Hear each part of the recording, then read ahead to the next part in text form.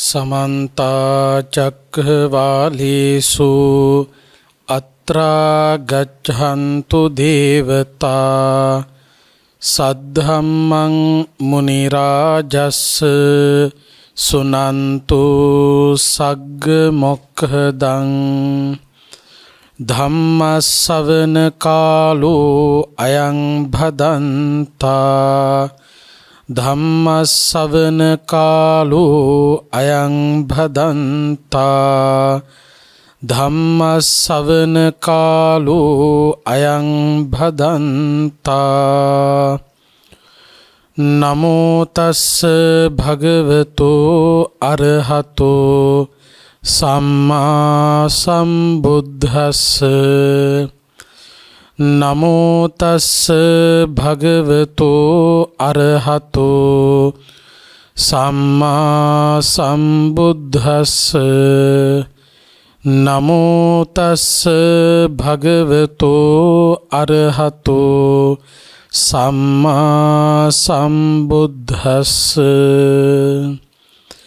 यादिशं वपति बीजं तादिशं हरति फलं कल्याणकारी कल्याणं पापकारी च पापकंति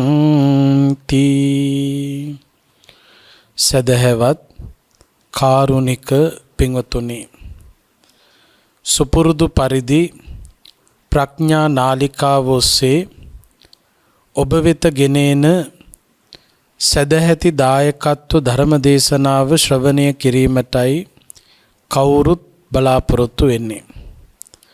අද ධර්මානුශාසනාවේ සදැහැති දායකත්වය අරගෙන කටයුතු කරන්නේ අංක 107 සපුගහවත්ත දෙල්ගොඩ යන ලිපිනේ පදිංචි පින්වත් ජී මුණසිංහ මහත්මිය ඇතුළු පවුලේ පින්වත් කොයි කවුරුත් ඒක රාශී වෙලා බොහොම වටින අරමුණු රැසක් මූලිකස්ථානයේ තියාගෙනයි මේ උතුම් ධර්ම දානමය පින්කම සම්පූර්ණත්වයට පත් කරන්නේ. බුදුරජාණන් වහන්සේ දේශනා කළ ධර්මය එක ජාතියකට, එක ආගමකට, එක කුලයකට, එක පරපුරකට සීමා කළ යුතු දේශනාවක් නොවේ. බුදුරජාණන් වහන්සේ ධර්මය දේශනා කළේ සමස්ත ලෝක සත්වයා කෙරෙහි මහා කරුණාවෙන්. ඒ නිසා මේ දේශනා කරන ධර්මය කුමන ජාතියකට අයිති වුණත්, කුමන ආගමකට අයිති වුණත්, ඒ හැම කෙනෙකුටම ජීවිතය විනිවිද දකින්න හේතු වන වටිනා දේශනා බවට පත් වෙනවා. ඒ නිසා කවුරුත් බුදුහාමුදුරුවෝ දේශනා කරපු ධර්මය ශ්‍රවණය කළ යුතුයි. ඒ ධර්මය තමන්ගේ ජීවිතවලට එකතු කරගත යුතුයි. ධර්මයට අනුගත වෙච්ච මිනිස්සුන්ගෙත්, ධර්මයට අනුගත නොවුණු මිනිස්සුන්ගෙත් ස්වභාවය මේ සමාජයේ දෙස බලනකොට අපට ඉතාම හොඳින් මනවින් පැහැදිලි වෙනවා. ඒ නිසා ධර්මයට අනුගතව තමන්ගේ ජීවිතය ගෙන යනවා නම් අන්න ඒ කෙනාට අභිවෘද්ධිය සිද්ධ කරගන්නට පුළුවන්. අද ධර්මානුශාසනාව ඔස්සේ පැහැදිලි කරලා දෙන්නට බලාපොරොත්තු වෙන්නේ අපි හැමෝම තේරුම් ගන්න ඕන, අපි කවුරුත් අවධානය යොමු කළ යුතු වටිනා මාතෘකාවක් ගැන. ඒ තමයි කර්මය සහ කර්ම ඵලය. බුදුරජාණන් වහන්සේ දේශනා කළා යාදිසං වපතේ බීජං තාදිසං හරතේ ඵලං. වපුරන බීජයට අනුව අස්වැන්න ලැබෙනවා, ඵලය ලැබෙනවා. කල්යාණකාරී කල්යාණං, හොඳ කර්ම කුසල කර්ම පුණ්‍ය කර්ම කරනවා නම් එයට පුණ්‍ය විපාක කුසල විපාක සැප විපාක භුක්ති විඳින්න ලැබෙනවා. පාපකාරීච පාපකං පාප කර්ම අකුසල කර්ම නරක කර්ම කරනවා නම් ඒවාට නරක විපාක දුක් විපාක භුක්ති විඳින්න සිද්ධ වෙනවා. මෙන්න මේ ස්වභාවය පිළිබඳව දැකලා තමන් තමන්ගේ ජීවිතය හැඩගස්වා ගත යුතු බව බුදුහාමුදුරුවෝ දේශනා කළා. මේ සමාජය තුල ජීවත් වෙනකොට අපි පොතපතෙන් ඉගෙන ගන්න දේවල් වගේම මේ බුදුරජාණන් වහන්සේ දේශනා කරපු ධර්මයෙන් ඉගෙන ගන්නෝ වගේම සමාජයේ දෙස හොඳ හැටියට බලලා ප්‍රඥාවෙන් සමාජයේ දෙස බලලා ඉගෙන ගන්න ඕන කාරණා තමන්ගේ ජීවිතයට එකතු කරගත යුතුයි. ඒ පිළිබඳව අවධානය යොමු කළ යුතු බව බුදුරජාණන් වහන්සේ දේශනා කළා. ඒ පිළිබඳව පෙන්눔 කරන සූත්‍ර දේශනාවක් තියෙනවා දේවදූත සූත්‍රය. දේවදූත සූත්‍රයේදී බුදුහාමුදුරුවෝ පෙන්නනවා යම් කිසි පුද්ගලයෙක් අකුසල කර්ම පාප කර්ම සිද්ධ කළා නම් ඒ කෙනා මරණයට පත් වුණාට පස්සේ අපාගාමී වෙනවා.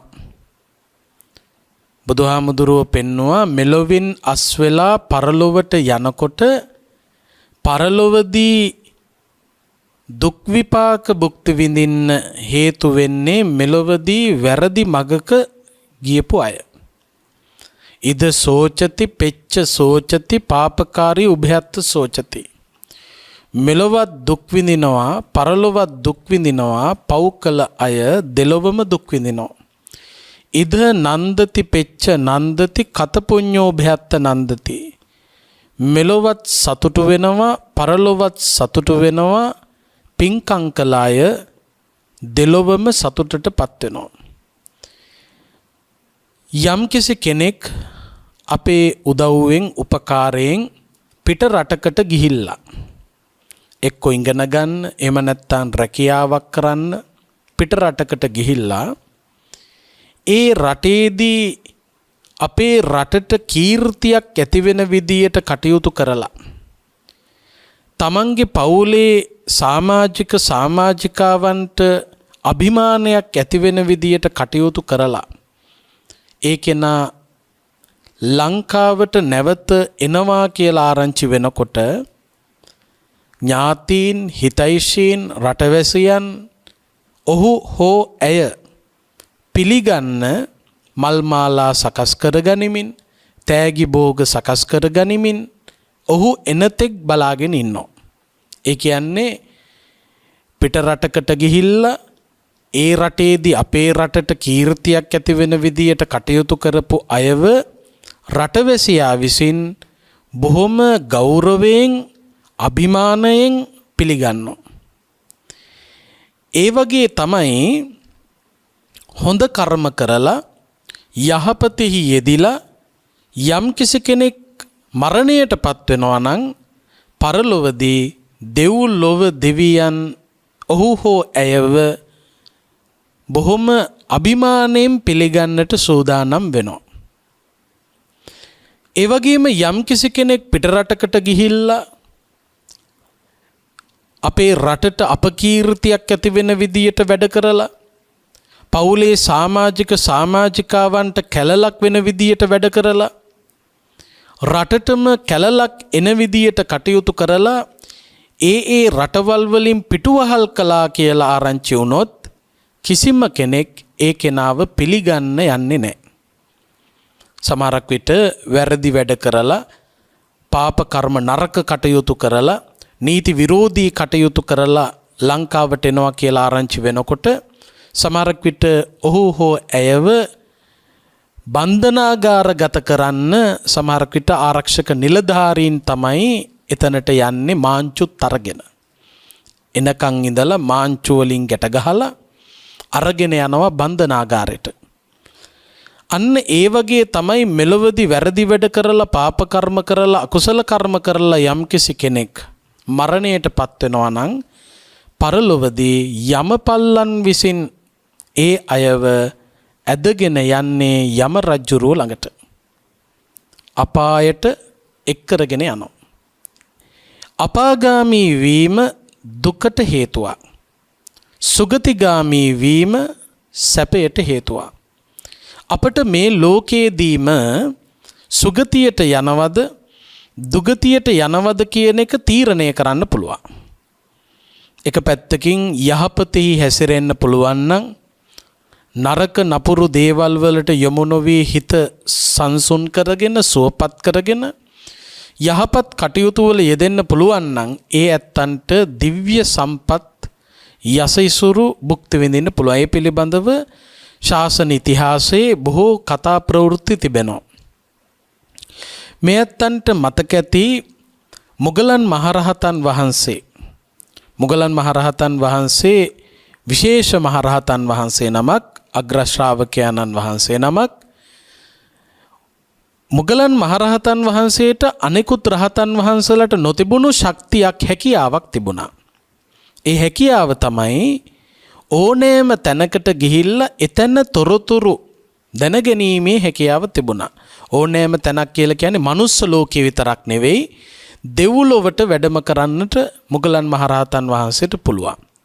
ඒ වගේම තමයි අපායට වැඩම කරන්න මුගලන් මහරහතන් වහන්සේට පුළුවන්. රහත් වෙලා අපායට ගියපු එකම රහතන් වහන්සේ මුගලන් මහරහතන් වහන්සේ. ඒ දුක් විඳින්න නෙවෙයි, දුක් විඳින සත්වයන් දුක් විඳින්න හේතු මොනවද කියලා දැන ගැනීම පිණිස මුගලන් මහරහතන් වහන්සේ දෙව්ලොව සංචාරයේහි යෙදිලා දෙව්ලොව සැප විඳින දෙවිවරු සමග සාකච්ඡා කරලා ඒ දිව්‍ය සම්පත් භුක්ති විඳින්න හේතු වෙච්ච මනුලොවදී සිදු කරපු පින්කම් මොනවද කියලා දැන හැඳිනගෙන මනුලොවට වැඩම කරලා මේ පුණ්‍ය කටයුතු මේ සත්පුරුෂ කටයුතු කරන ඇත්තන්ට දෙව්ලොව මෙන්න මේ විදියට සැප භුක්ති විඳින්න පුළුවන් කියලා දේශනා කරනවා.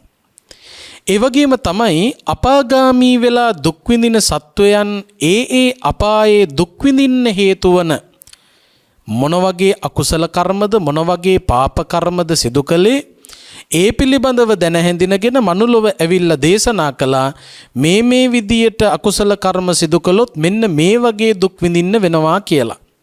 ඔය විමානවත්තු පේතවත්තු දේශනාව තුළ මුගලන් මහරහතන් වහන්සේ විසින් පෙන්නපු කරුණු බොහෝමයක් අන්තර්ගතයි. ඒ හේතුව නිසාම තමයි මිත්‍යා දෘෂ්ටික මාවත් අත්හැරලා මිනිස්සු බොහෝමයක් එදා සම්‍යක් දෘෂ්ටික පිළිවෙතට යොමු වුණේ. වැරදි දෘෂ්ටි වලින් අයින් වෙලා නිවැරදි දෘෂ්ටිය තුල බොහෝ ජනයා ඒකරාශී වුණේ ඒ දෙසුම් නිසා.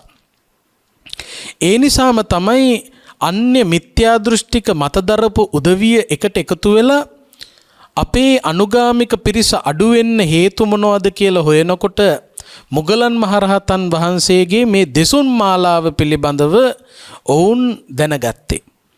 ඒ අය කල්පනා කළා අපට පිරිස අඩු වෙලා ශ්‍රමණ බවත් ගෞතමයන්ට පිරිස වැඩි වෙන්න එක හේතුවක් තමයි මොග්ගල්ලාන කියලා භික්ෂුවක් ඉන්නවා. මෙන්න මේ මොගලන් කියන භික්ෂුව මනුලොව මේ ලෝකයේ හොඳ වැඩ කළොත් ලැබෙන විපාක නරක වැඩ කළොත් ලැබෙන විපාක කියලා එක විපාක ගැන කියනවා. ඒ නිසා අපට පිරිස අඩු වේගෙන එනවා. මේ මුගලන් නැමැති භික්ෂුව වැඩ හිටියොතින් අපට ඉන්න ටිකක් නැති වෙනවා කියලා තමයි සොරුන්ට මුදල් ලබා දීලා ධනය ලබා දීලා මුගලන් තෙරුන් වහන්සේ ඝාතනය කරන්නට කියලා කොන්තරාත්තුව බාර දුන්නේ. එතකොට මුගලන් මහරහතන් වහන්සේ දෙව්ලොව වැඩම කරලා දිව්‍ය සම්පත් භුක්ති විඳින්න හේතු වන කරුණු දේශනා කළා මනුලොවදී. අපායට වැඩම කරලා අපාගාමීව දුක් විඳින ඇත්තෝ ඒ දුක් විඳින්නේ කුමන හේතු නිසාද කියන එක මනුලොවදී දේශනා කළා. විටක දෙව්ලොව සැරිසරනකොට මුගලන් මහරහතන් වහන්සේට දකින්නට ලැබෙනවා බොහොම ආකර්ශනීය ලස්සන දිව්‍ය විමානයක්. මේ දිව්‍ය විමානයේ අයිතිකාර දිව්‍ය පුත්‍රයා පේන්න හිටියේ නැහැ. ඒ නිසා මුගලන් තෙරුන් වහන්සේ දෙවිවරුන්ගේ විමසනවා මෙච්චර දර්ශනීය විමානයේ අයිතිකාර දිව්‍ය පුත්‍රයා පේන්න නැත්තේ ඇයි? ඒ වෙලාවේ දෙවිවරු මතක් කරනවා මුගලන් තෙරුන් වහන්සේට, ස්වාමීනි, ඒ දිව්‍ය විමානයේ අයිතිකාර දිව්‍ය පුත්‍රයා තවමත් මනුලොවින් ඇවිල්ලත් නැහැ. මනුලොවින් චුති වෙලත් නැහැ. ඒ කියන්නේ තවමත් මනුස්ස ලෝකේ ඉන්නේ. මනුස්ස ලෝකේ හිඳමින් දිව්‍ය ලෝකයේ දිව්‍ය විමාන සකස් කරගත් ඇත්තෝ ඉන්නවා. දැන් අපිට පුළුවන් මේ මනුස්ස ලෝකේ ජීවත් වෙන ගමන් දිව්‍ය ලෝකයේ දිව්‍ය විමාන සකස් කරගන්න. එදා ඒ දිව්‍ය විමානයේ අයිතිකාර දිව්‍ය පුත්‍රයා තවමත් මනුලොවින් චුති වෙලා නැති ඒ දිව්‍ය විමානයේ අයිතිකාරයා කවුද? එදා බුද්ධ ප්‍රමුඛ මහා සංඝරුවන උදෙසා කුටියක් සකස් කරලා පූජා කරපු යුවලක්, තරුණ යුවලක්.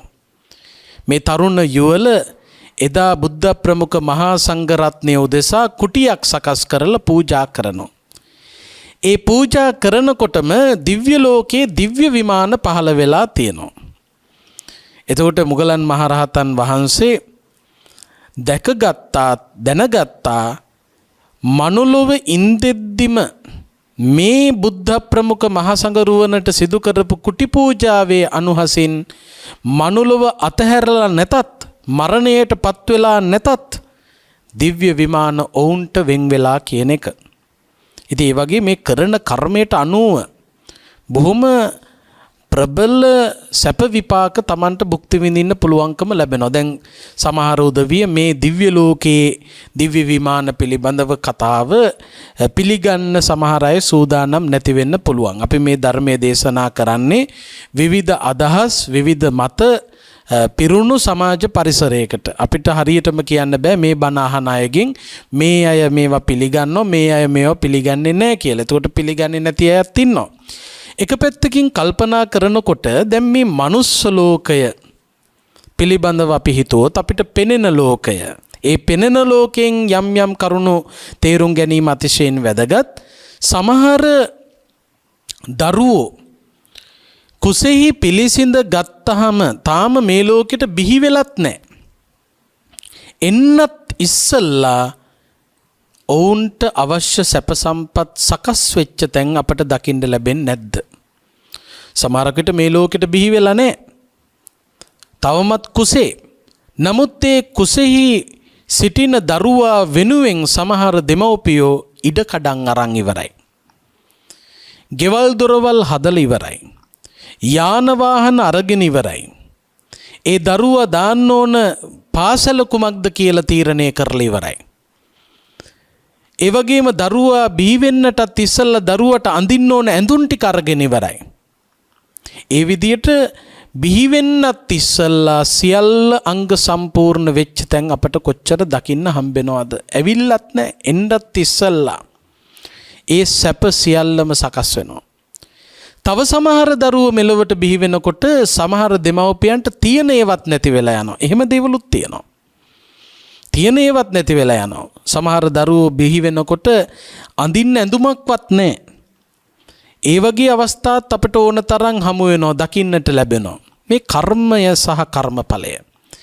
මේ ගැන අපි අවධානය යොමු කළ යුතුයි. බුදුරජාණන් වහන්සේ අබින්නම් පච්ච වෙක්කිතබ්බන් නිතර සිහිපත් කළ යුතු කරුණක් හැටියට මේ කාරණාව දේශනා කළා. මේ කර්මය නැමැති විෂය අපි බැහැර කළ යුතු විෂයක් නෙවෙයි. සාමාන්‍යයෙන් ආධුනික මට්ටමින් කල්පනා කළත් කර්මයට විපාකයක් කියන එක තියෙනවා. කරන කර්මයට විපාකයක්, කරන කර්මයට අනුරූපී විපාකයක් තමයි ලැබෙන්නේ. ඒක සාමාන්‍යයෙන් ආධුනික කෙනෙකුටත් තේරුම් ගන්න පුළුවන් දෙයක්. අපි හිතමු යම්කිසි කෙනෙක් කරන ක්‍රියාකාරකමේ ප්‍රතිඵලයක් තියෙනවා. ඒක හොඳ වෙන්න පුළුවන්, නරක වෙන්න පුළුවන්. ඒතකොට කර්මයට විපාකයක් තියෙනවා. දැන් මේ ධර්මයේ දේශනා කරනවා කියන එක කර්මයක්. මේකේ කර්මයේ ප්‍රතිඵලයක් තියෙනවා. පිරිසක් ධර්මයේ ශ්‍රවණය කරනවා. ඒ ශ්‍රවණය කරන උදවිය ජීවිත සකස් කරගන්නවා. අපට පින් සිද්ධ වෙනවා. එතකොට මේ හැම කර්මයකම විපාක පක්ෂයක් තියෙනවා. ඒක සාමාන්‍යයෙන් කල්පනා කළත් අපට තේරෙන දෙයක්. සීනි අමාරු තියෙන කෙනෙක් සීනි කෑවොත් ඒක කර්මය නම් ඒකේ විපාකේ සීනි වැඩිවීම. ඊළඟට කොලෙස්ටරෝල් තියෙන කෙනෙක් තෙල් ಜಾති වැඩිපුර කනවා නම් ඒ කර්මයට ලැබෙන විපාකේ තමයි ලෙඩේ වැඩිවීම. අන්න ඒ වගේ කර්මයට විපාක කියන එක තියෙනවා. ඒක බැහැර කරන්න කිසිම කෙනෙකුට පුළුවන් කමක් නැහැ. පාඩම් හොඳට කළොත් විභාගේ පාස් වෙනවා. අර ඒ වගේ කර්මයට විපාකයක් තියෙනවායි කියන එක අපි තේරුම් ගත යුතුයි. එතකොට මේ ආධ්‍යාත්මික ගමන පිළිබඳවත් ඒක හැමමයි. අපි කරන කර්මයට විපාක ලැබෙනවා. ඒ විපාක පක්ෂය පිළිබඳව අපි කල්පනාවෙන් ඉන්නට ඕන. ඒ පිළිබඳව බුදුරජාණන් වහන්සේ තාම හොඳින් පැහැදිලි කරලා දුන්නා. දැන් ඔය දේවදූත සූත්‍රෙදි පෙන්නනවා වැරදි වැඩ පාප කර්ම කරපු උදවියව යමපල්ලන් විසින් යම රජුරුව ළඟට එක්කරගෙන යනවා. එක්කරගෙන ගියාට පස්සේ මේ යම රජුරුව දඬුවමට පිටත් කරන්න ඉස්සෙල්ලා ප්‍රශ්න 5ක් විමසනවා. ඒ යම රජුරුවන්ගේ අධිකරණයේදී ප්‍රශ්න 5කට උත්තර දෙන්න වෙනවා. ඒ ප්‍රශ්න 5ට උත්තර දුන්නාම ඒ ප්‍රශ්න 5 ඇසුරු කරගෙන තේරුම් ගත යුතු කාරණා කිහිපයක් තේරුම් කරලා දෙනවා. වරද තේරුම් කරලා දෙනවා. වරද තේරුම් කරලා දීලා තමයි දඬුවමට යවන්නේ. නිකන් හේතුවක් දන්නේ නැතුව තේරුමක් දන්නේ නැතුව මට ඇයි මේ දඬුවම් දෙන්නේ කියලා හිතා ගන්න බැරුව දඬුවම් විඳින කෙනෙක් අපායේ නැහැ. අපා දුක විඳින කෙනා විඳින්න ඉස්සල්ලා විඳින්න හේතුව මොකද්ද කියන එක යම රජුරෝ විසින් පෙන්වලා දෙනවා. ඒක අතිශයින් වැදගත් හොඳම අධිකරණයක් එතන තියෙන්නේ. වැරදිකාරයා මොන වැරද්දක් කළාටද මෙතන මේ දඬුවම් විඳින්නේ, කවුරු නිසාද ඔබ දඬුවම් විඳින්නේ කියන එක පැහැදිලි කරවලා තමයි දඬුවමට පිටත් කරන්නේ. යම රජුරෝ විසින් මේ වැරදි කරපු සත්වයන් එතනට ආවට පස්සේ අහන ප්‍රශ්න 5 දේවදූත සූත්‍රයේ බුදුහාමුදුරු විග්‍රහ කරලා දීලා තියෙනවා. දැන් බොහෝ දෙනෙක් මේ අපායත් මහ විහිළුවක් බවට පත් කරගෙන තියෙනවානේ. ඉස්සර මේ අපාය පිළිබඳව බය මිනිස්සුන්ගේ ඇති කෙරෙව්වා. ඔය පැරණි විහෙර විහාරස්ථානවල අපාය අඹල පෙන්නුවා. අපාය අඹල පෙන්නුවේ පන්සල අපායක් වගේ කියලා කියන්න නෙවෙයි. සමහරු අපායට යනවා අපාය බලන්න යනවා කියලා පන්සලට තමයි ගියේ. මොකද පන්සලේ තමයි අපාය අඹල තිබුණේ. ඒ අපාය අඹල පෙන්නුවේ වෙන කිසිම දෙයකට නෙවෙයි. ඒ බිය කියන එක ඇති කරවන්න. බය කියන එක ඇති කරවන්න. ඒවයි ලියලා තිබුණා. මෙන්න සත්ව ඝාතන අකුසල කර්මය කරපු කෙනාට විඳින්න වෙන දඬුවම. මෙන්න මිනී මරපු කෙනාට විඳින්න වෙන දඬුවම. මෙන්න ස්ත්‍රී දූෂකයාට විඳින්න වෙන දඬුවම. මෙන්න කාමයන්හි වරදව හැසිරෙන මිනිසුන්ට විඳින්න වෙන දඬුවම. මෙන්න බොරුකාරයන්ට විඳින්න වෙන දඬුවම. මෙන්න මද්ද්‍රව්‍ය භාවිතා කරපු උදවියට විඳින්න වෙන දඬුවම. මෙන්න කේලම් කියපු පරුස වචන කියපු වංචා කරපු අල්ලස් ගත්ත අයට විඳින්න වෙන දඬුවම කියලා මේ සමාජයේ මිනිස්සු කරන වැරදිවලට අනුව අපායේ විඳින්න වෙන දුක මොකද්ද කියන එක ප්‍රතිමා හැටියට පිළිම හැටියට අඹල පෙන්නවා. යම රජුරුවන්ගේ ස්වරූපය බොහොම රෞද්‍ර විදියට අඹල පෙන්නවා. ඒ අඹල පෙන්නුවේ වෙන කිසිම දෙයකට නෙවෙයි බය කියන එක ඇති කරවන්න. දරුවෝ තුල පුංචි කාලේ ඉඳලම අපායට බය කියන එක ඇති කරවන්න. මොකද බුදුරජාණන් වහන්සේ දේශනා කළා නිවැරදි මගක යන්න නම් ආධ්‍යාත්මික දියුණුවක් කරා යන්න නම් අකුසලයේ මිදී කුසල ප්‍රතිපදාවකට යොමු වෙන්න නම් පාපේ මිදී පුණ්‍ය කර්මවල හිට ගන්න නම් නරක අතහැරලා හොඳ මිනිහෙක් වෙන්න නම් ඒකේනා අපාය භයපච්ච වෙක්ඛනතා අපා දුක ගැන බිය ඇති කරගන්න. දැන් ඒ අපා දුක පිළිබඳව බිය මිනිස්සුන්ගෙන් නැති වේගෙන යනකොට යම රජුරුවොත් විහිළුවක් බවට පත් කරගන්නකොට අපායේ ස්වરૂපයත් විහිළුවක් බවට පත් කරගන්නකොට මිනිස්සු අපායට බය නැති මට්ටමක් ඇති වෙලා තියෙනවා. අපායට බය නැති මිනිස්සු වැඩි වෙන තරමට සමාජයේ දුරාචාරය බහුල වෙනවා. ඉස්සර සමාජයේ සදාචාරමත් සමාජයක් බවට පත් උනේ ඒ මිනිස්සු අපායට බය තිබ්බා. ඒ අපා බය දුක පිළිබඳව දැකපු නිසා ඔවුන් අනුමත්තේසු වජ්ජේසු බය දස්සාවි. සුළු වරදෙහි පවා බය දැක්කා. සුළු වරදෙහි පවා මේ පුංචි වරදක් වුණත් මේකේ විපාක දරුණුයි කියලා ඒ අය ඒ වැරදි කරන්න බය වුණා. අපේ රටේ ඉතිහාසය පිළිබඳව කල්පනා කරනකොට හොරකම් කළේ නෑ මිනිස්සු. වංචා කළේ නෑ මිනිස්සු. හොරු හිටියේ නෑ. වංචාකාරයෝ හිටියේ නෑ. ස්ත්‍රී දූෂකයෝ හිටියේ නෑ. ඒ තරමටම සොඳුරු සුන්දර සමාජ පරිසරයක් අපේ රටේ තිබුණේ බුදුදහමෙන් පෝෂණය වෙච්ච අපායට දුගතියට බිය වෙච්ච. ඒ අපායට තියෙන බය දැන් නැති කරලා දාලා තිනවා. ඒක විහිළුවක් බවට පත් කරගෙන තියෙනවා. විද්‍යාවට අනුව අපායක් නැහැ කියන හැඟීමෙන් සමහර අය ක්‍රියාත්මක වෙනවා. ඒ උදවියට වැරදි වැඩ කරපු එකේ විපාක භුක්ති විඳිනකොට ඒ ගිනි දැල් සැර වැඩි වෙනවා. යම රජ්ජුරුව ළඟට අරගෙන ගියාට පස්සේ යම රජ්ජුරුව ඒ දඬුවමට ආපු කෙනාගෙන් විමසන ප්‍රශ්න පහෙන් පළවෙනි ප්‍රශ්නය තමයි ඒ දෙබස තමයි එම්බල පුරුෂය මනුස්ස ලෝකේ පළවෙනි දේවදූතයා ඔබ දැක්කේ නැද්ද? එතකොට උත්තර දෙනවා නෑ ස්වාමීනි. ඇයි? අලුතෙන් ඉපදිච්ච පුංචි ළමයෙක් ඔබ දැක්කේ නැද්ද? දැක්ක ස්වාමීනි. අලුතෙන් ඉපදිච්ච ළමයෙක් විඳින්නේ සැපක්ද දුකක්ද? දුකක් ස්වාමීනි. දුකක් කියලා දැන දැනත් පව්කම් කළේ ඇයි? ප්‍රමාද වුණා ස්වාමීනි. උඹේ ප්‍රමාදයට හේතුව අම්මවත් තාත්තවත් සහෝදර සහෝදරියෝවත් ගුරුවරුවත් ශ්‍රමණයෝවත් නෙවෙයි ඔබමයි. අන්න බලන්න, වරදට දඬුවම දෙන්න කලින් වැරද්ද කාගේද? ඇයි වැරද්ද කළේ කියන එක විමසුවා. අලුතෙන් ඉපදිච්ච පුංචි ළමයෙක් දැකලත් යථාර්ථය දැක්කේ නැත්තේ ඇයි කියලා යහන්නේ. එතකොට මේ වැරදි පාප කර්මවල යෙදුණු මිනිස්සු පාප කර්මවල යෙදෙන්නේ මේ දුක කියන එක හරියට තේරුම් නොගන්න නිසා. අලුත ඉපදිච්ච පුංචි ළමයෙක් විඳින්නේ මොකක්ද කියන එක තේරුම් ගත්ත කෙනා ඉපදීම නවත්තන්න මහන්සි ගන්නවා. ඊළඟට විමසනවා එම්බල පුරුෂයේ මනුස්ස ලෝකයේ දෙවෙනි දේවදූතයා උඹ දැක්කේ නැද්ද? නෑ ස්වාමීනි. ඇයි? වයසට ගියපු වයෝවෘද්ධ මිනිස්සු දැක්කේ නැද්ද? දැක්ක ස්වාමීනි.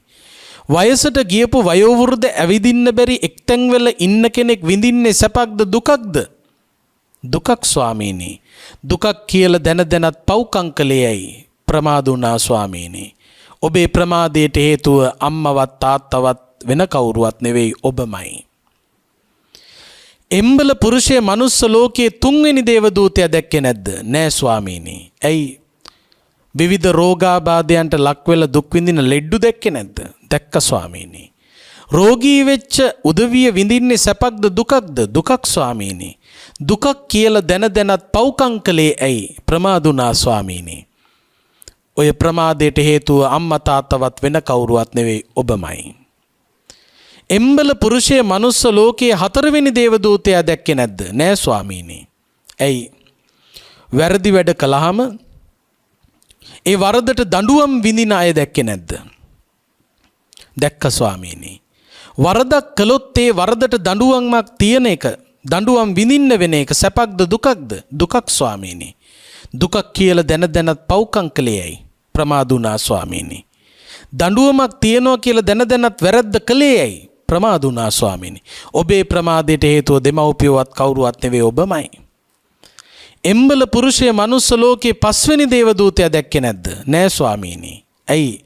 මරණයට පත්වෙච්ච කෙනෙකුගේ මෘතදේහයක් දැක්කේ නැද්ද? දැක්ක ස්වාමීනි. මරණය කියන්නේ සැපක්ද දුකක්ද? දුකක් ස්වාමීනි. දුකක් කියලා දැන දැනත් පව්කම් කළේ ඇයි? ප්‍රමාද වුණා ස්වාමීනි. ඔබේ ප්‍රමාදයට හේතුව දෙමව්පියවත් වෙන කවුරුවත් නෙවෙයි ඔබමයි. බලන්න දේවදූතයෝ 5 දෙනා. අලුත උපන්න පුංචි දරුවා දේවදූතෙක්. ඊළඟට වයෝවෘද්ධ වැඩිහිටියා දේවදූතෙක්. රෝගී වෙච්ච කෙනා දේවදූතෙක්. මරණයට පත්වෙච්ච කෙනෙකුගේ මෘත දේහයක් දේවදූතෙක්.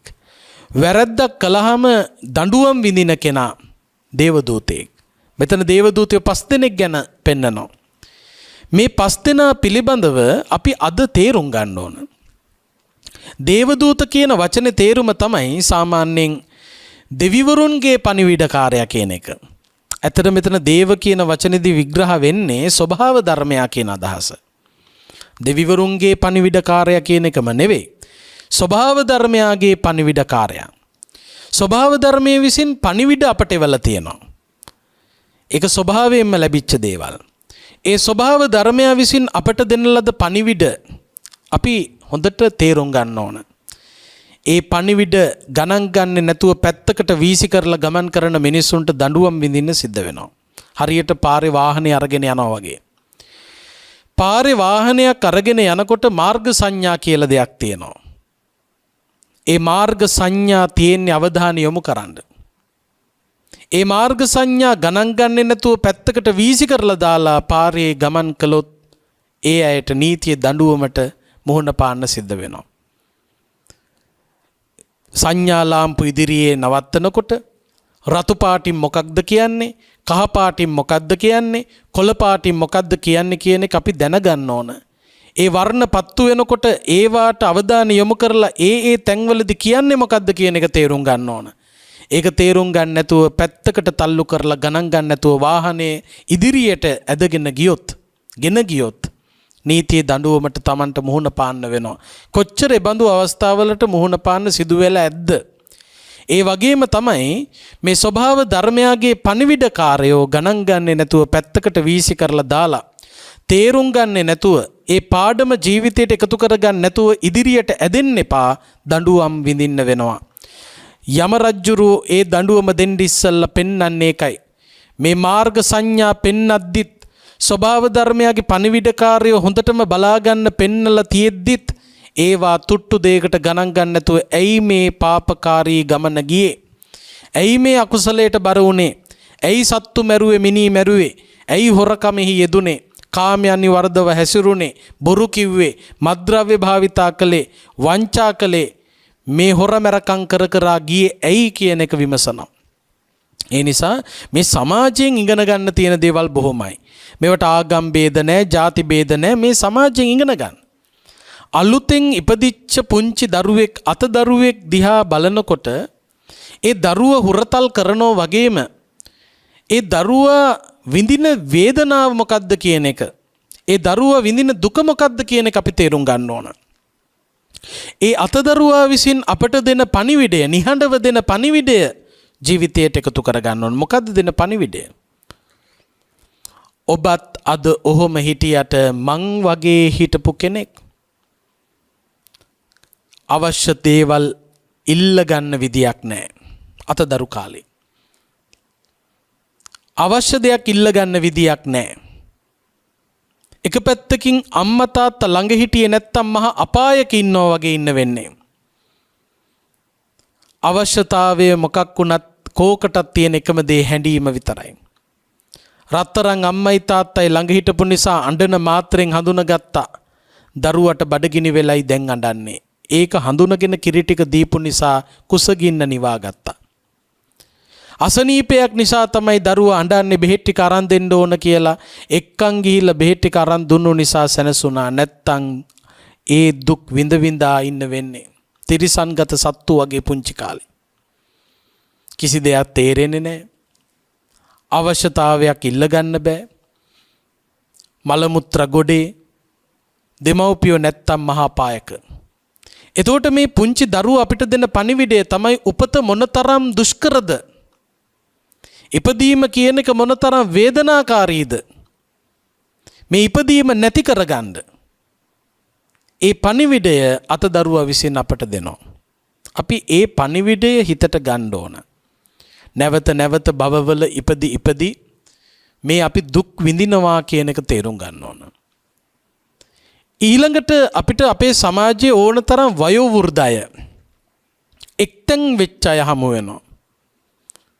ඒ එක්තෙන් වෙච්ච වයෝ වෘද්ධ කෙනෙක් ළඟට ගියාම ඒ වයෝ වෘද්ධ කෙනා, එක්තෙන් වෙච්ච කෙනා අපට දෙන පණිවිඩය අපි අහගන්න ඕන.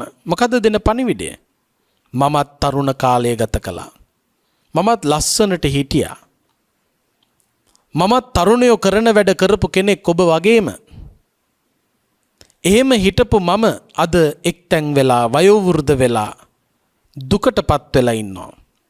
මට අද වෙච්ච දේ හෙට ඔබට උරුමයි. ඔබට මේ තත්ත්වය උරුම වෙන්නේ නැහැ කියලා කාටවත් කියන්න බෑ. ඒ නිසා අද මට හෙට ඔබට. අපි වයෝවෘද්ධ කෙනෙක් දැක්කහම ඉගෙන ගන්න ඕන පාඩම. එක්තැන් වෙච්ච කෙනෙක් දැක්කහම ඉගෙන ගන්න ඕන පාඩම. මම මේ මොනතරම් ශක්ති සම්පන්නව, ජව සම්පන්නව තරුණ ජීවිතයක් ගත කළත් මටත් වෙන්නේ ඔන්න ඕකමයි. ඒ වගේ එක්තැන් වෙච්ච වයෝවෘද්ධ කාල සීමාවකදී මට කිසිම දෙයක් කරගන්න පුළුවන් කමක් නැහැ. අවශ්‍ය දෙයක් ඉල්ල ගන්න බෑ. අවශ්‍ය තැනකට යන්න බෑ. අවශ්‍ය දෙයක් බලන්න බෑ. අවශ්‍ය දෙයක් අහන්න බෑ. ඕන දේවල් කරන්න බෑ. එහෙම තත්වයක් එනවා. ඒ නිසා වයෝවෘද්ධ වෙන්න ඉස්සෙල්ලා මම කළ යුතු දේ කරන්න ඕන. ඒ හැඟීම ඇති කරගන්න. ඊළඟට රෝගී වෙච්ච උදවිය. මේ හැම කෙනෙකුගේම වයසට හරියන්න දරුණු ලෙඩ හැදිච්ච දුක් විඳින මිනිස්සු ඕන තරම් ඉන්නවා. ඒ අය ළඟට ගිහිල්ලා බලන්න. සමහර උදවියට රෝහලකට යන්න බෑ. වෙවුලනවා, කලන්තේනවා, බලන්න බැරුව කලන්තේ දාලා වැටෙනවා. සමහරු කියනවා මට නම් ওই රෝහල් වලට යන්න බෑනේ. මට ලෙඩ්ඩු දකින්න බෑනේ. කලන්තේ දමා හරි වැටි හරි ගිහින් බලන්න ඕන. මොකද හේතුව Tamanට ඉස්සරහට උරුම වෙන ධර්මතාවයක් ඒ. ඒ රෝගී චරිතය, රෝගී පුද්ගලයෙකුගේ ස්වરૂපය කමඨහනක් බවට පත් කරගන්න කියලායි බුදුහාමුදුරු දේශනා කළේ. අපිට මේ රෝගී තත්ත්වයේ උරුමයි. මමත් අද ජව සම්පන්නව ඉන්නවා. මේ කෙනත් ඒ වගේ ජව සම්පන්නව හිටපු කෙනෙක්. රෝගී වෙච්ච කෙනා නිහඬව අපට දෙන පණිවිඩය මොකක්ද? නිහඬව දෙන පණිවිඩය තමයි මම හීනකින්වත් හිතුවේ නෑ මට මෙහෙම ලෙඩක් හැදෙයි කියලා. ගොඩාක් රෝගීන් දරුණු රෝගී තත්ත්වවලට පත්වෙච්ච ඇත්තෝ ළඟට ගිහිල්ලා කතා කරාම ඒ අය කියන්නේ ඒකයි. මම නම් හාමුදුරුවනේ හීනකින්වත් හිතුවේ නෑ මට මෙහෙම වෙයි කියලා. හීනකින්වත් එහෙම ලෙඩක් හැදෙයි කියලා හිතපු නැති අයට හැදුනා නම් එහෙම ලෙඩක් හැදෙයි කියලා හීනකින්වත් නොහිතන මටත් එහෙම ලෙඩක් හැදෙන්න ඉඩ තියෙන බව මතක තියාගන්න. එහෙම ලෙඩක් හැදුනොතින් ඒ හැදිච්ච දවසේදී අකම්පිත සිතක් ගොඩනගන්න නම් ඒ රෝගී කෙනා අපට දෙන පණිවිඩය ග්‍රහණය කළ යුතුයි. ඒ දේවදූතයා විසින් දෙන පණිවිඩය ජීවිතයට එකතු කරගත යුතුයි. ඊළඟට මරණය. මලගෙදරක ගියාම මෘතදේහයක් දකින්නකොට, මෘතදේහය ඔසවගෙන යනකොට අපි හිතන්න ඕන දේ තමයි මේ මෘතදේහය විසින් නිහඬව හිටියත්, විඥානය එතන නැතත්, නිහඬ මෘතදේහය අපට දෙන කමටහන ගිහිල්ලා දේහයට වඳිනකොට, ගෞරව කරනකොට අපි හිතන්න ඕන මේ මලකඳ මොකද්ද අපට දෙන පණිවිඩය. ඔබ අද මගේ මලගෙදර ආවා. මමත් ඔබ වගේම එදා මලගෙවල් වල ගියා. එහෙම ගියපු මගේ මලගෙදර අද ඔබ ආවා. මගේ මලගෙදර ආපු ඔබටත් මට වෙච්ච දේම උරුමයි. මලගෙදරක ගියාම හිතන්න ඕන එකයි. මමත් මැරෙන මිනිහෙක්. මටත් මේ ධර්මතාවය උරුමයි. මගේ දේහයත් මෝචරියේ මේ තට්ටුවල තියෙයි. මගේ දේහයත් මෙන්න මේ වගේ කපයි කොටයි. මගේ දේහයටත් මේ විදියට අන්දයි. මේක මටත් උරුමයි. අන්න එහෙම මරණයට පත්වෙච්ච කෙනෙකුගේ මෘතදේහයක් දිහා බලලා ඒ ස්වභාව ධර්මයාගේ පණිවිඩකාරයා අපට දෙන පණිවිඩය හොඳට ග්‍රහණය කරනවා නම් ඒ අය තේරුම් ගන්නවා මේ ඇස් දෙක පිනවන්න වැරදි වැඩ නොකළ යුතුයි. කන් දෙක පිනවන්න වැරදි වැඩ නොකළ යුතුයි. දිව පිනවන්න, නහය පිනවන්න, ශරීරය පිනවන්න වැරදි වැඩ නොකළ යුතුයි. ඒවා පිනවන්න වැරදි වැඩ පාප කර්ම කරන්නේ ඇයි? එහෙම පාප කර්ම කර කර පිනවපු කයට මෙන්න මේ తත්වයයි උදා වෙන්නේ. මේ తත්වය උදා වෙන මේ සිරුරක් වෙනුවෙන්, ඇස කන නාසය දිව ශරීරය වෙනුවෙන් මම මොකටද අකුසල් කරන්නේ, පාප කර්ම කරන්නේ? ඒ නිසා මලකඳ දෙන පණිවිඩය ජීවිතයට එකතු කරගත යුතුයි. ඊළඟට වැරදි වැඩ කළාම දඬුවම් විඳින මිනිස්සු දෙස බලමින් මෙන්න මේ වැරද්ද කරපු නිසා මේ අයට නීතියේ මෙන්න මෙහෙම දඬුවම් විඳින්න වෙනවා. එහෙනම් වැරදි වැඩ නරක වැඩ පාප කර්ම කළොත් ඒ කරන පාප කර්මයට වැරදි වැඩේට නරක වැඩේට අපට දඬුවම් තියෙනවා. නීතිය හමුවේ දඬුවම් නොලැබුණත් අපට කර්මයේ විපාක හැටියට ඒවායෙන් බේරෙන්න පුළුවන්කමක් ලැබෙන්නේ නැහැ. කොහේ හිටියත් කර්මයේ විපාක අපට දඬුවම් දෙනවා. සාමාන්‍යයෙන් වැරද්දක් කරලා නීතියට බේරිලා පැනලා ගිහිලා ජීවත් වෙන්නත් පුළුවන්. හැබැයි කරපු කර්මයට විපාකයෙන් බේරෙන්න හම්බෙන්නේ නැහැ. කර්මයේ විසින් අපට කොතන හිටියත් ඒ දඬුවම ලබා දෙනවා. කර්මයට සැඟවුණු තැනක් නැහැ. බුදුහාමුදුරු දේශනා කළේ න අන්තලික්ඛේ න සමුද්ධ මජ්ජේ න පබ්බතානං විවරම් පවිස්ස. භික්ෂූන් වහන්සේලා කණ්ඩායම් 3ක් දවසක් බුදුහාමුදුරු මුණ ගැහෙන්න වැඩම කළා. එක භික්ෂු කණ්ඩායමක් වැඩම කරන අතරතුර වෙහෙස නිවා ගන්න එක තැනක රැඳුණා. මේ රැඳිච්ච තැනට යාබදව තිබුණා කටුමැටි ගෙයක්. මේ ගෙදර කාන්තාව කෑම උයන්න ලෑස්ති වෙනකොට මේ උයා ඉන්න අවස්ථාවේ හටගත්ත ගින්නක මුළු ගේම ඇවිලුණා. මේක හාමුදුරුවන්ට පෙනුණා. එක තැනක ගේ ඇවිලෙනකොට හුළඟට අහු වෙලා ගිනි පෙනෙල්ලක් අහසේ පාවෙලා ඇවිල්ලා පියාසර කරපු කපුටෙකුගේ ඇඟේ වදිනවා. පියාපත් ඇවිලෙන්න ගත්තා. කපුටා පිච්චිලා මරණයටපත් වෙලා වැටුණා. අහසේ ගියපු වෙන තැනක ගියපු කපුටෙක් වෙන තැනක ඇතිවෙච්ච ගින්නකින් මියදුනා. භික්ෂුන් වහන්සේලා කල්පනා කළා මේක මහ පුදුම කර්මයක්. කපුට ගියේ වෙන පැත්තක, ගින්න තිබුණේ තව පැත්තක, තව පැත්තක තිබිච්ච ගින්නෙන් මේ කපුටට මැරෙන්න සිද්ධ වුණා. මේකට හේතු වෙච්ච කර්මය මොකද්ද කියලා බුදුහාමුදුරුවෝ හමු වෙච්ච තැනදී අහන්න ඕන. තවත් භික්ෂු කණ්ඩායමක් නැව් නැගලා එනකොට මේ නැව එක්තරා තැනකදී මහා මුහුද මැදදී නැවතුණා. නැවතුණාට පස්සේ නැවේ ගියපු මිනිස්සු එකට එකතු වෙලා සාකච්ඡා කළා ප්‍රධාන නාවිකතුමත් එක්ක. මේ නැව මෙතනින් එහාට යන්නේ නැත්තේ අద్භූත සිද්ධියන් නිසා. මේ නැවේ ඉන්නව අවාසනාවන්තයෙක්. ඒ අවාසනාවන්තයා ඉන්නකම් මේ නැව මෙතනින් එහාට යන්නේ නැහැ. ඒ අවාසනාවන්තයා හොයාගෙන එයාව මුහුදට අතහැරලා දැම්මොත් තමයි අපිට යන්න පුළුවන්. ඉතින් තුණ්ඩු දාලා අවාසනාවන්තයා හෙව්වා. හොයනකොට 3 වතාවක් තුණ්ඩු දැම්මා. 3 වතාවෙම අවාසනාවන්තයා කියන තුණ්ඩුව ලැබුණේ ප්‍රධාන නාවිකතුමාගේ බිරිඳට. භික්ෂුන් වහන්සේලා දැක්කා මේ සිද්ධිය. ප්‍රධාන නාවිකතුමාගේ බිරිඳට දඬුවම උරුම වුණා. හැමෝම එකතු වෙලා මේ කාන්තාව මහ මුහුද මැදට තල්ලු කළා. ප්‍රධාන නාවිකතුමා ඉඩ දුන්නා. මේ මහා පිරිසක් මුහුද මැද විනාශ වෙලා යනවා.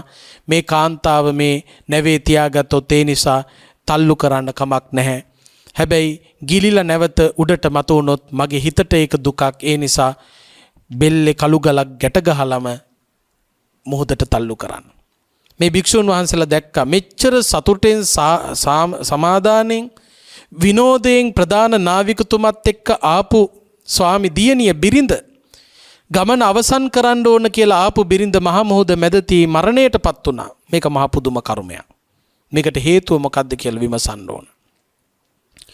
ඊළඟ භික්ෂූන් වහන්සේලාගේ කණ්ඩායමේ 7 නමක් ඒන අතරතුර එක්තරා රාත්‍රියක ගල් ලෙනක උන්වහන්සේලා ලැබුම් ගත්තා.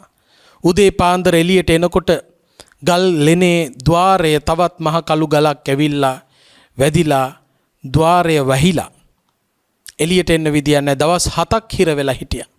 7 වෙනි දවසේ නැවත ගල පෙරිලිලා ගියා. ద్వාරය විවෘත වුණා. විවෘත වුණාට පස්සේ 7 නමම निराහාරව දුක් විඳින්මින් එළියට ආවා. කල්පනා කළ අපට මේ වගේ තත්වයකට මුහුණ පාන්න සිදු වුණේ කුමන හේතුව නිසාද? ඇසිය යුතුයි බුදුහාමුදුරුවන්ගෙන්.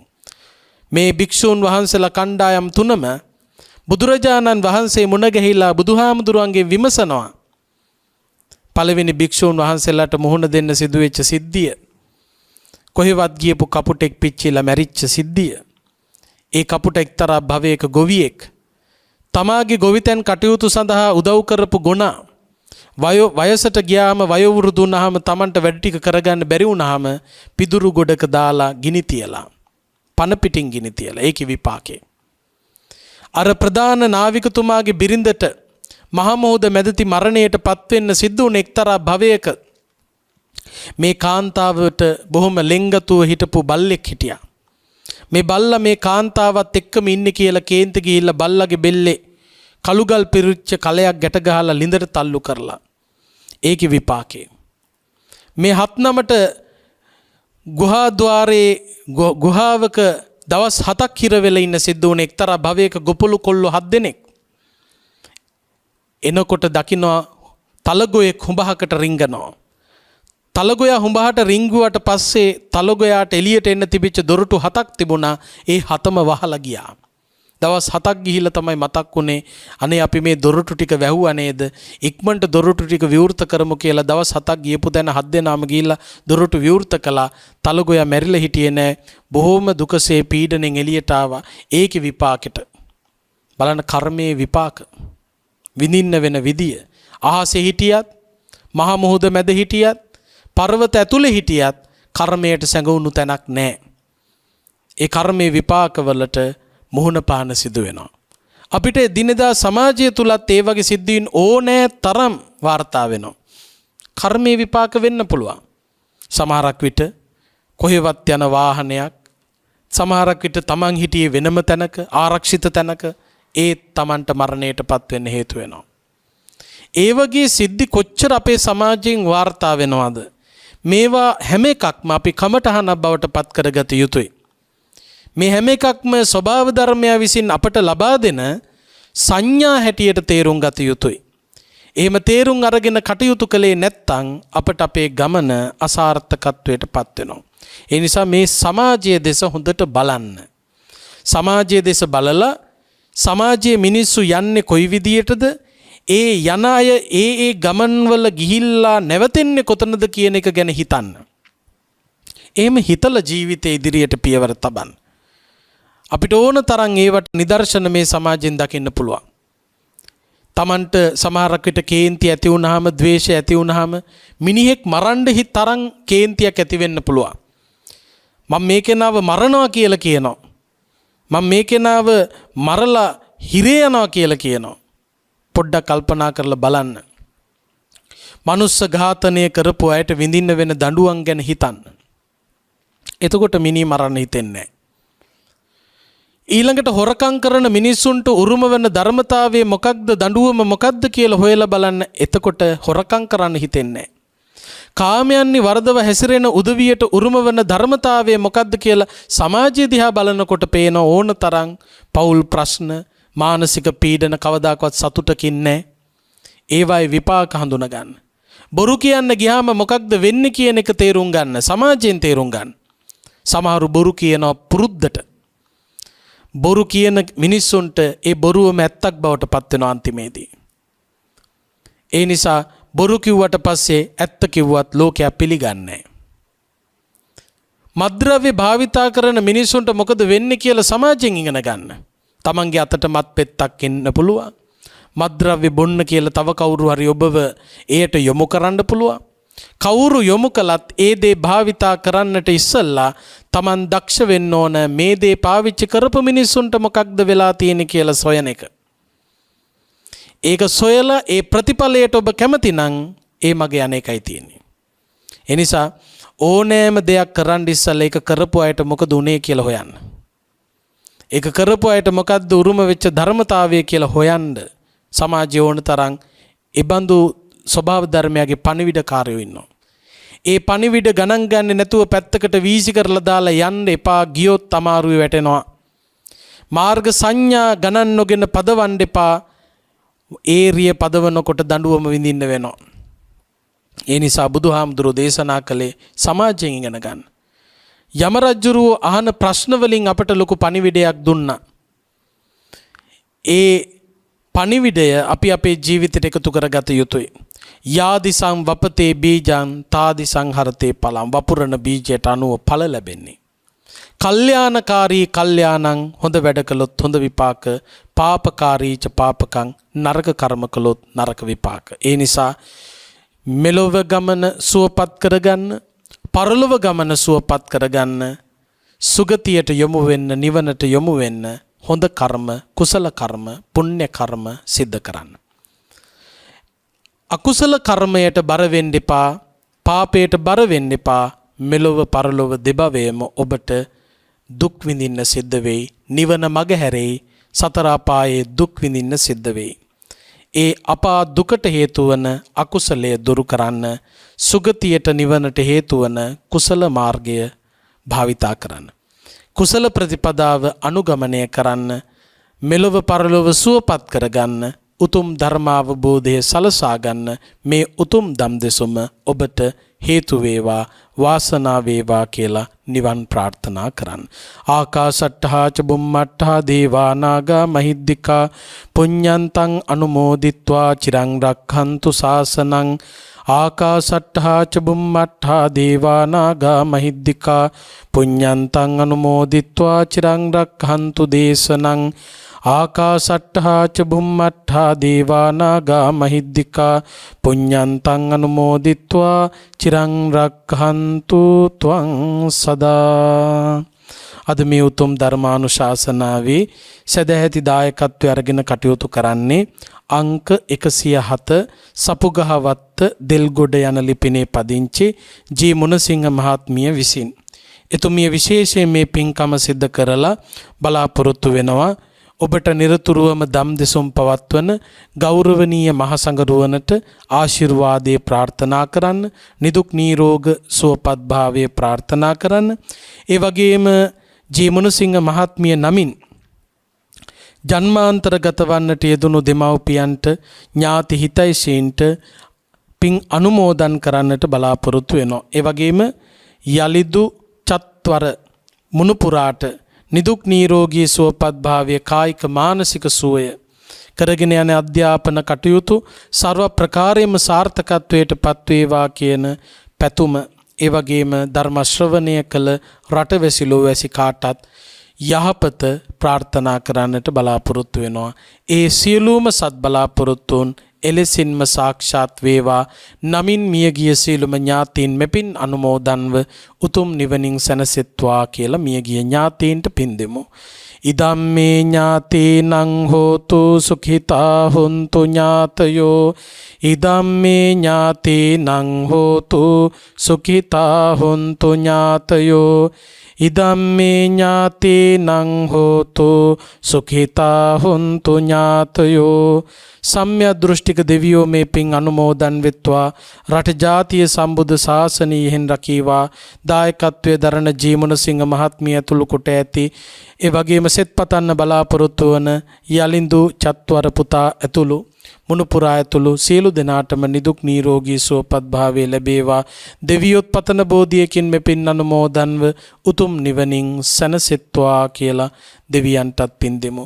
එත්තාවතාච අම්හෙහි සම්භතම් පුඤ්ඤ සම්පදං සබ්බේ දේවා අනුමෝදන්තු සබ්බ සම්පත්ති සිද්ධියා.